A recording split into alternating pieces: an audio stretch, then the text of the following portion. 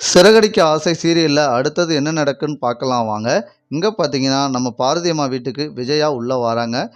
உடனே பாரதி அம்மா கேட்குறாங்க, "ஏய் விஜயா, ஏன் இவ்வளோ டென்ஷனா இருக்க? ஏன் உனக்கு எப்ப பார்த்தாலும் பிரச்சனை உனக்கு மட்டும் வருது? அத ஏன் கேட்க பார்வதி? எப்ப பார்த்தாலும் வீட்ல எனக்கு பிரச்சனைக்கு மேல பிரச்சனை தான் வந்துட்டுருக்கு.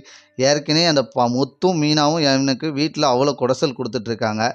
இதில இப்ப குட்டி சைத்தான் வேற வீட்டுக்கு வந்திருக்கு. என்ன? யாரு? என்ன ஏது?" அப்படின்னு பார்வதி அம்மா கேட்குறாங்க. அப்ப சிந்தாமணியும் உள்ள வராங்க. "என்ன மாஸ்டர், என்னைய உடனே வர சொன்னீங்களே, என்ன காரணம்?" அப்படின்னு கேட்குறாங்க. "எங்க வீட்ல ஒரு சைத்தான் வந்திருக்கு." "அது யாரு? சைத்தான் திடீர்னு?" அப்படின்னு பார்வதி அம்மா கேட்குறாங்க. உடனே விஜயா சொல்றாங்க, "ஆமா, இதுக்கு முன்னாடி இந்த ட்ரிஸ்ன்னு ஒரு சின்ன பையன் தான்." "ஆமா, அவனுக்கு ஏற்கனவே அப்பா இல்லன்னு சொன்னியே." "ஆமா, இப்ப அவன் அம்மாவும் செத்து போயிட்டாளாம். அதனால இங்க அவ ஆட்சிக்காரி விட்டுட்டு போயிட்டா. திரும்ப அவ விட்டுட்டு போனவ எப்படி கூப்பிட வருவா?"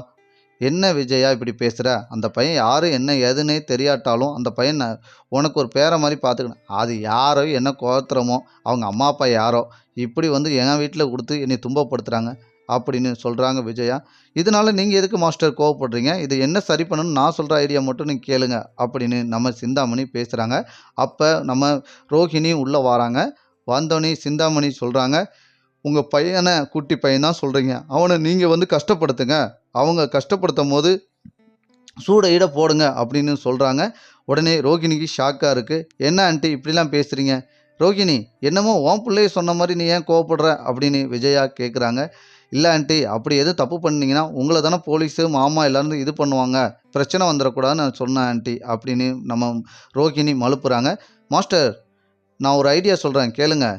அந்த பையனை எங்கேயாவது ஹாஸ்டல்ல சேர்த்துருவோம். எங்க ஆட்கள வச்சு நான் கடத்திருதேன்." அப்படின்னு சொல்றாங்க சிந்தாமணி. இந்த ஐடியா நல்லா இருக்குன்னு ரோகிணியும் சம்மதிச்சு, ரோகிணி முன்னாடியே சொல்றாங்க. விஜயா சம்மதிச்சுட்டாங்க. ஆனா ரோகிணி சம்மதிக்காம என்ன வெளிய செய்றாங்க அப்படின்னு பார்த்தீங்கன்னா, வெளிய போயிட்டு பார்வதிக்கு தெரியாம பார்வதி டென்ஷன்ல அங்கிட்டு போயிருதாங்க.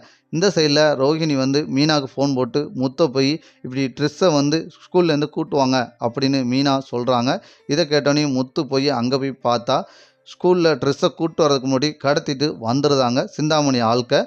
இதை பார்த்த அந்த இடத்துல, "என்னப்பா நீ இந்த இடத்துல கொஞ்சம் ஓவராக வந்தே, என்ன ஏதுன்னு?" கேட்கவும், அங்கே ட்ரெஸ்ஸு உள்ளே இருக்கதை முத்து கவனிச்சு பார்த்தோன்னே, "முத்து அங்கிள்" அப்படின்னு ட்ரெஸ்ஸு சொல்லியிருந்தாங்க. இதை முத்து சொன்னோன்னே, இதை கேட்டோன்னே அவங்கள உள்ள ஆட்களை போட்டு அடித்து, இதை யார் செஞ்சது என்ன ஏதுன்னு கண்டுபிடிக்கும் போது லாஸ்ட்டில் சிந்தாமணின்னு அங்கே அடிப்பட்டவன் ஒருத்தன் சொல்லியிருந்தான், ரவுடி.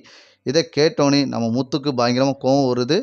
உடனே வீட்டுக்கு வராங்க. வந்தோடனே நம்ம முத்து அண்ணாமலைகிட்ட சொல்கிறாங்க, "எப்பா, அம்மாவை பார்த்தீங்களாப்பா?